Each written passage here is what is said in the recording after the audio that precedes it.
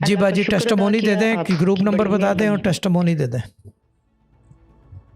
Group number 11 है और non serious वाली बाजी। और ये है कि रिजक के लिए आई थी, घर सेल हो जाए इसके लिए आई थी, और मसले थे, कर्जा था। अल्लाह का शुक्र है, करोड़ हा शुक्र है अल्लाह पाक का, रिजक ऐसे खुला कि जैसे वो आपसे बात करनी थी या फिर वो वजीफा लेना था तो आगे ही खड़ा था।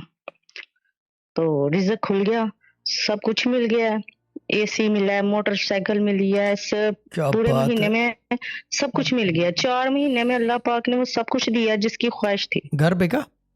खुशी हो रही है। घर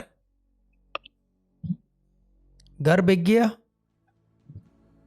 घर आज उन्होंने आना था लेकिन बारिश की वजह से शायद नहीं आया। आज सुबह 10 बजे का टाइम था तो टोकन देने के लिए आना था, आज बारिश आ ही इतनी जाएंगे, हुई हो है जाएगा, हो जाएगा। मैं तो जब भी तो पूछा है उसका, क्योंकि झलक है कि हो जाएगा।